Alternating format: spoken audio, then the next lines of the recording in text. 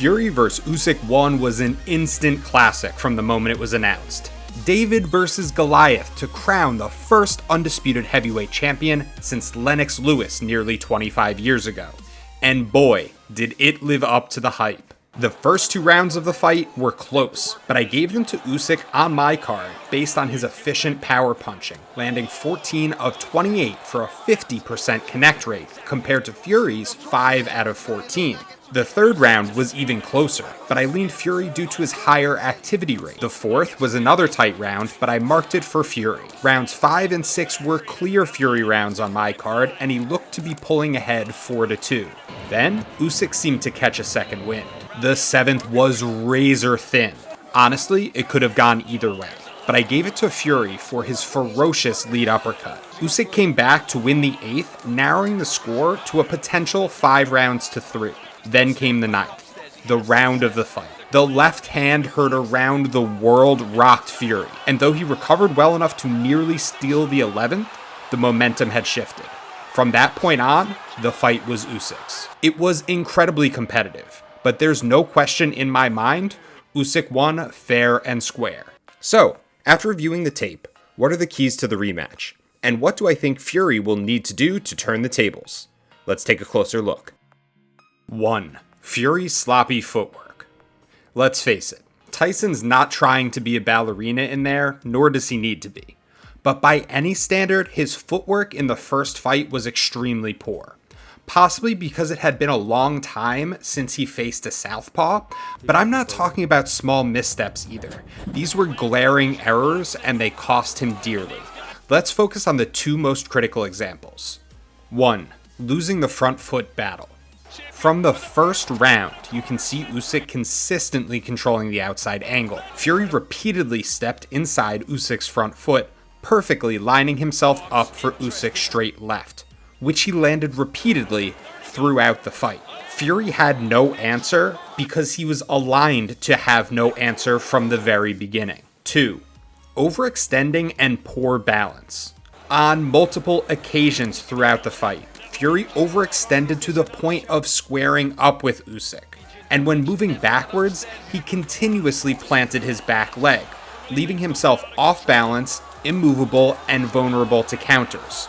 Fury's trainer Sugar Hill Stewart called it out repeatedly. After the 8th, You only need this leg, Tyson, that's it. You keep locking the bitch. After round 10, Don't cross your goddamn legs. Be ready to punch. Bang, bang. You ain't gotta throw it hard. Don't be afraid to slide in. Slide in. Quit pulling back because you're getting caught. after the 11th. Keep setting that fucking leg. If Fury's team has spent the prep time correcting these mistakes, he'll be able to neutralize Usyk's most effective weapon, his straight left, by controlling the front foot battle and maintaining proper balance and spacing. 2. Usyk struggles off the back foot.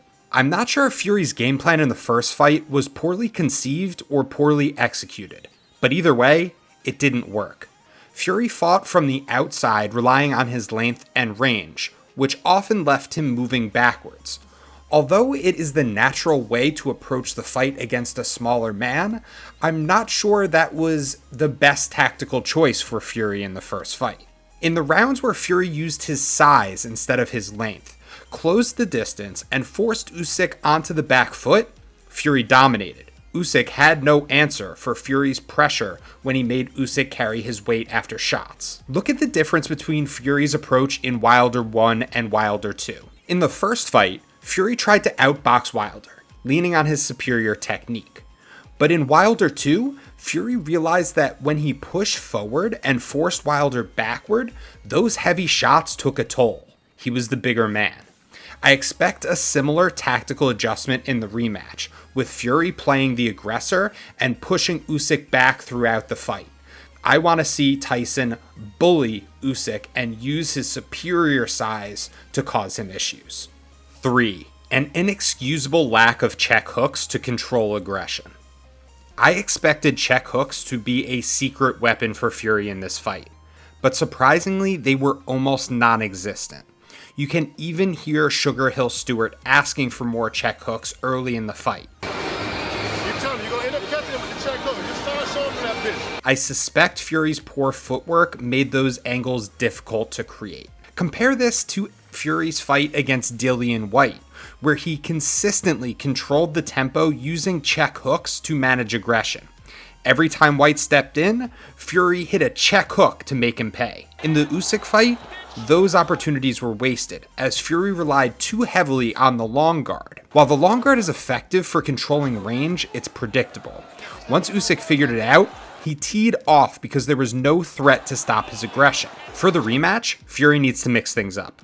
Combine the long guard with check hooks and those deadly body uppercuts. If Usyk doesn't know what's coming, he'll be less willing to commit. In conclusion, Usyk fought brilliantly in the first fight, both mentally and physically. He capitalized on Fury's mistakes and arrogance all night long. This is no knock on Usyk, he's one of the greatest boxers of all time. But it feels like Usyk fought a nearly flawless fight to edge out a close win, while Fury made a ton of mistakes and still kept it close. It feels to me like Fury has a lot more room to improve in the rematch. Sugar Hill is an excellent trainer, and since he saw a lot of these issues in real time, it makes me think that they have been corrected. Unfortunately, both Sugar Hill and Tyson have told a different story in interviews. They seem to think they fought a great fight and just happened to get a bit unlucky based on how it sounds. I'll show you a couple of those clips now. Just reflecting on that first fight, Sugar, how many lessons have you guys learned as a team from a first outing with Oleksandr Usyk? One important lesson, don't get caught in the 9th round. Do you think that's what it came down to? Do you think if the 9th round didn't happen, you guys were in control, you would have won the fight? I think that's what the scorecards reflect, and obviously I do too. So you'd said different things at different times about this fight, right? Immediately after, you were saying you're going to come back, it's like going to be like the Wilder 2 performance, bigger, stronger, you know, wrecking ball kind of thing. But then you've also talked about how in the first fight, actually you didn't really get much wrong. You were outboxing them at times, you just messed about. Right now, what is it? Is it wrecking ball or is it same as before? I've never once said I'm wrecking balling. Okay. That was a Wilder 2, that was a long time ago, wrecking ball. But what I'm going to do is I'm going to do what I did last time, but better, and win this time. As a result, I don't have a strong lean in this one, but I do think Fury to win at plus 142 does have a bit of value in the rematch. If you've made it this far in the video, I'd really appreciate a like and subscribe so that you can see all of the future boxing content that I put out. Thanks so much for watching. Tommy 4 Sticks out.